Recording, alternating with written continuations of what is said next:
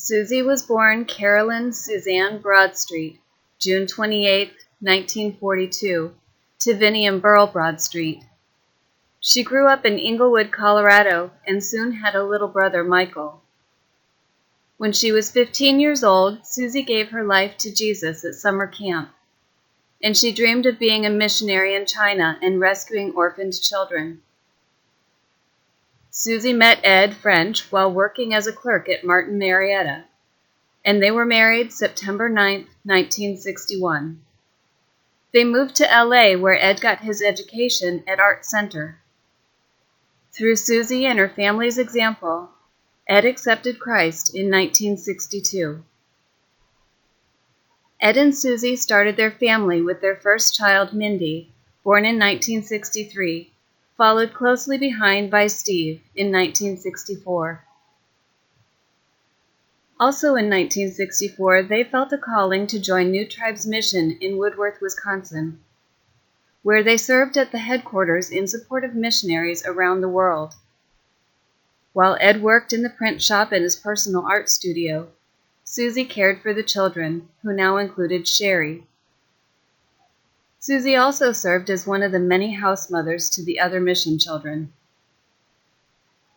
Together, Ed and Suzie served in the mission, wearing many hats to accomplish their important work. They helped young couples getting started in the ministry. They raised money to send to the field, encouraged missionaries on furlough, and they reached out to people in the local community. New Tribes moved their headquarters to Sanford, Florida in 1978, and the French family followed. But after 15 years of service, Ed and Suzie felt led to end their service there. God soon blessed Ed with a dream job as an executive artist for Walt Disney World. With the children mostly grown, Suzie started working as a florist, a job she was wonderfully gifted for and found great pleasure in. Over the years, Suzie had a number of jobs that allowed her to share her creative gift for making things beautiful. Grandchildren started arriving in 1985, with Steve's first son, Stevenson. Soon there were 8: Sterling, Steele, Mariah, Jordan, Nathan, Naomi, and Stone. And Suzie reveled in the blessing of being their grandma. In 1994, Ed retired from Disney. He and Suzie bought an RV and hit the road. They spent 2 years touring out west, enjoying national parks and going to places they had loved when they were young, especially their beloved Rocky Mountains. They found property with a beautiful view of the Sangre de Cristo Mountains, where they built their home. They enjoyed several years living in their dream home before Ed's parents in Littleton, Colorado both became ill. Suzie went to care for them, with Ed going back and forth between caring for their mountain home and helping with his parents. Suzie cared for both of her in-laws through their terminal illnesses, sacrificing her own health to give them the best care she could. But eventually her doctor told her that she shouldn't live at that altitude anymore. Suzie moved back to Florida in 2005 to live with her mom, Vinnie, in DeBary. She started working as church secretary at First Baptist in DeBary and enjoyed serving both the church and the community through the end of her life. Ed and Suzie had always been animal lovers, and they came to be known as the people to go to with injured or orphaned animals. They rescued and raised several squirrels, chipmunks, a dove, a raccoon, flying squirrels, and many, many cats.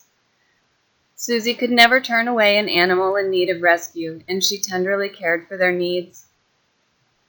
They also had many family pets that included gerbils, hamsters, rabbits, guinea pigs, ferrets, a skunk, dogs, and of course cats. So you can understand why the French house was sometimes referred to as the French zoo. But more than animals, Suzie loved people. She was always ready with cheerful help for anyone who needed it. She accepted and loved people easily, and they loved her in return. Her love for Jesus came through in all the ways she helped people around her. sometimes with just a kind word of support or encouragement, and sometimes by planning and organizing special events for church or the local homeless. Suzie especially loved her 3 children and 8 grandchildren. According to Ed, they could do no wrong in her eyes. She was always impressed by the gifts God gave to all her family and how they used them. She was ready with encouragement, support, and guidance if asked, but mostly with love. Her heart broke when they struggled, and it soared with every good thing they experienced. We have been so blessed to call Suzie daughter, sister, wife, mom, grandma, and friend. Her love has touched each one of us, and we will all miss her easy smile, infectious laughter, and tender hug.